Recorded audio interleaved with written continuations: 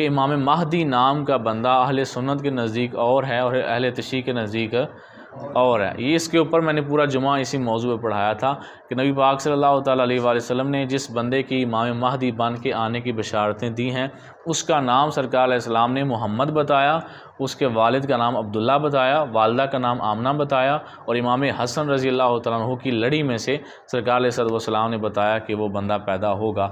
अहले तशरीह जिस बंदे को कहते हैं कि हमारा इमाम है इमाम महदी, वो पैदा हो चुका है, तो ये अस्सवाइकुल मुहरिका मेरे पास मौजूद है। इसके अंदर ये बात मौजूद है कि जिसको वो कहते हैं कि वो हमारा इमाम महदी है जो कि गायब हो चुका है, सामने नहीं है, ज़िंदा है, पैदा हो चुका है, दुनिया में आ चुका है, लेकिन लोगों की नज़रों से ओझल है। तो मैंने बताया था कि वो इमाम हसन अस्करी का एक बेटा जिसका नाम मोहम्मद बिन अल-हिजा कहा जाता है, मोहम्मद अल-हिजा, तो उसको वो इमाम हसन अस्करी के बेटे को वो इमाम महदी कहते हैं। आज जो ये मैंने आपको वो बातें बताई जो पहले जुमे में बयान कर चुका हूँ, इससे आगे जो बातें दो चार मैं अर्ज़ करने लगा हूँ वो ये है कि ये उन्हीं की किताबों के हवाले से ये बात बयान की गई है कि वो अहले सुन्नत से तो इख्तिलाफ़ करते हैं कि इनका इमाम महदी और है, हमारा और है, तो उन्होंने अपने घर भी एक गल नहीं है, उन्होंने अपने घर भी नज़रिया मुख्तलिफ है। यानी सुन्नियत में ऐसा नहीं है, सुन्नियत में सब मुत्तफ़िक हैं कि इमाम महदी का नाम क्या होगा जी, मोहम्मद। क्या नाम होगा? वालिद का नाम क्या होगा? अब्दुल्ला। वालदा का नाम क्या होगा? आमना। और वो बंदा अभी पैदा होगा, पैदा हुआ नहीं है। ये लोग कहते हैं हमारा इमाम महदी पैदा हो चुका है। अब आगे फिर इख्तिलाफ बिहार और अनवार किताब के अंदर ये चंद बातें मैंने बताई थी, किताब के अंदर ये बात मौजूद है कि पहले नंबर पे तो वालिदा के अंदर ये इख्तिलाफ है, कुछ ने वालदा का नाम और लिखा है, कुछ ने और लिखा है, एक इख्तिलाफ हो गया। ये तो आगे चलो जी, ये अस्सवाइकुल मुहरिका के हवाले से मैं अर्ज़ कर रहा हूँ कि बाज़ उनमें से वो हैं कि इन्होंने इमाम महदी का जो इतलाक़ है वो किया है हज़रत मोहम्मद बिन हनफिया को, और मोहम्मद बिन हनफिया हज़रत मौला अली के गैर फ़ातिमी बेटे हैं, जो हसन व हुसैन की तरह फ़ातिमी नहीं है, वो किसी और मौला अली पाक की ज़ौजा के बेटे हैं। तो एक फ़िरका उन्हें इमाम महदी गुमान करता है, और इसके अलावा कुछ लोग ऐसे हैं कि जो ज़ैद बिन अली बिन अल हुसैन उनके हवाले से दीगर ये बात करने का मकसद ये है कि हमें ये कह के कि तुम्हारा महदी और है, हमारा और है, अपने फिर उन्हें गुवांडा लेने, एक ने वो आख सड़े, एक ने वो आख सड़े, एक ने वो आख सड़े, एक इमाम महदी रखा ही नहीं है। और ये जिनकी किताब है हज़रत इमाम इब्ने हजर अल हैतमी मक्की रहमतुल्लाह अलैह, वो क्या खूबसूरत बात इसके अंदर लिखते हैं। आप फरमाते हैं कि जिन लोगों ने इमाम महदी के हमारे वाला जो इमाम महदी उसका इनकार किया, अपने उनके 20 फ़िरके हो गए इस मौजू के ऊपर। कितने हो गए जी? 20। यानी सारे ने वखरा वखरा एक एक इमाम महदी बना लिया। तो सरकार ने देखता ही दसिया सी ना एक आवे था, तो आपने फरमाया कि वो 20 फ़िरके हो गए, और इमामिया एक फ़िरका है, उसके अलावा जो जमहूर हैं वो इस बात के कायल हैं कि जो शुरू में मैंने ज़िक्र किया मोहम्मद बिन अल-हिजा का, तो आप कहते हैं कि उनके अंदर 20 के अंदर ज़्यादातर इमामिया के अलावा बाकी जितने फ़िरके हैं वो उस बंदे को नहीं मानते, इमाम महदी कह के नहीं बुलाते, जिसको ये कहते हैं कि वो गायब हो चुका है। ए सारी गल है थोड़ी जी मुश्किल है, मैं आसान करके दस दें। सारी गल करने का मकसद ये वे कि सुन्नी बंदा शुरू तो पहले नंबर देते उन्होंने इमाम महदी का नाम ही अक्सर लोगों को सीधा नहीं आता। मैं इमाम मेहंदी सुनता रहा, मैं इन्ना चिर लोगों को, क्यों जी तुम सुनिया ना लफज मेहंदी, मेहंदी ना ही नहीं, इमाम महदी लफज है। फिर जब नाम सीधा नहीं आता था तो हमारे सुन्नियों को ये भी नहीं पता था कि ये हम इमाम महदी के नज़दीक हमारा, इमाम महदी के बारे हमारा नज़रिया और है और अहले तशरीह का नज़रिया और है। मैंने इसको फतावा रज़िया शरीफ के अंदर जब स्टडी किया, जब मैंने देखा कि वो बिल्कुल एक और बंदे के आने के कायल हैं, और फिर उसके अंदर अभी आपने सुन लिया कि उन्हें अपने 20 बंदे बना ले, एक आंदे आओ वे इमाम महदी, एक आंदे आओ वे, एक आंदे आओ वे, एक आंदे आओ वे, और फिर उनकी वालिदा के नाम के ऊपर भी इनका कोई इत्तेफाक नहीं है कि फ़लाँ वालदा है। जो अब्बे थे इत्तेफाक नहीं, जो 20 वखरे वखरे बना लेते, 20 कट्ठे इमाम हसन अस्करी देते पुत्र को नहीं सन 20। और फिर एक का क्या यहाँ पे इमाम इब्ने हजर हैतमी ने लिखा है, आप फरमाते हैं उनमें से एक जो है उसका तो ये नज़रिया कि इमाम हसन अस्करी जो है उनका कोई बेटा था ही नहीं। जब आपके वफ़ात हुई तो आपके भाई जिसका नाम जाफ़र था उसने वरासत का मुतालबा किया, और ये बुज़ुर्ग जानते हैं कि जिस भाई की कोई औलाद ना हो, जब वो भाई फौत हो जाए तो उसके भाई उसकी वरासत का मुतालबा करते हैं। क्यों जी इंज होंदा कि नहीं होंदा? जो वो औलाद ही नहीं, ना वो कोई धी है तो ना वो पुत्र है, तो मर जाए तो ज़मीन किनों लभदी है? भरावां नूं लभदी है।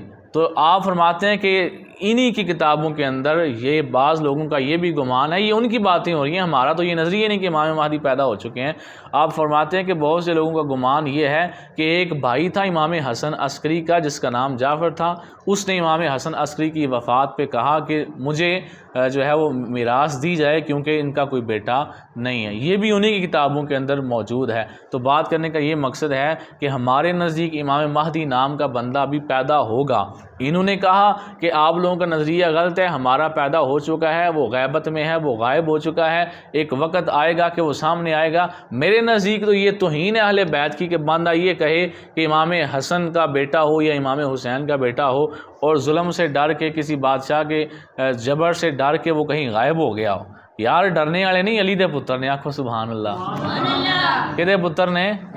अली दे पुत्र ने। तो अली दी औलाद डरने वाली नहीं। आज के ज़माने में भी अगर आप किसी को देखें ना कि वो लल कर के बात करता है और वो सैयद कहलवाता है ख़ुद को और ललकर के बात करता है, और एक बंदा सैयद कहलवाता है ख़ुद को और जिगर उसका गिद्दड़ जैसा है, तो आप ये समझ लें कि ये वाला जो सैयद है ये पेवंद करके बना हुआ है।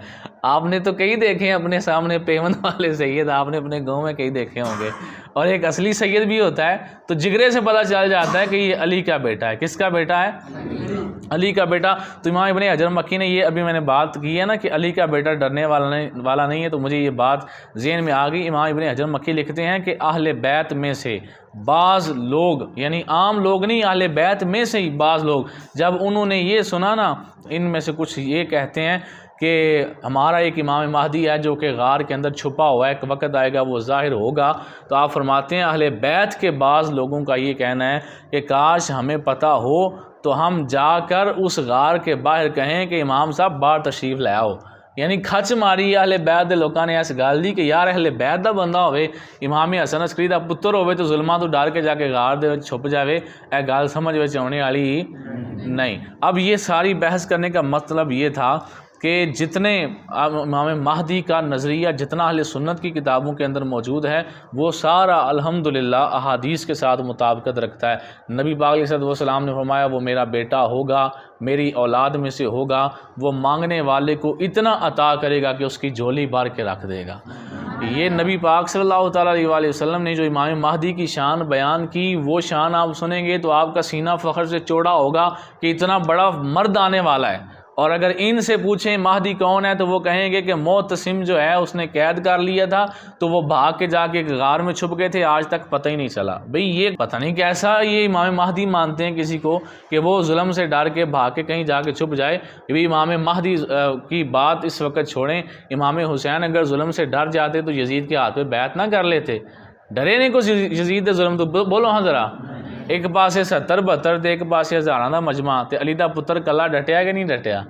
ਇਹਦਾ मतलब है होया कि अहले सुन्नत ही ने जेड़े अहले बैत दी सही माने में शान बयान करते हैं। अहले सुन्नत ही ने जेड़े अहले बैत किराम दे नाल सच्ची मुहब्बत करते हैं।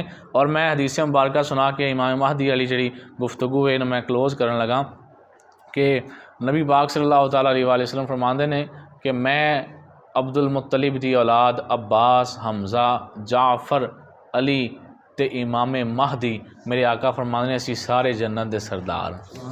यानी सरकार अलैहिस्सलाम ने जन्नत दा सरदार आख्या इमाम महदी नूं भी।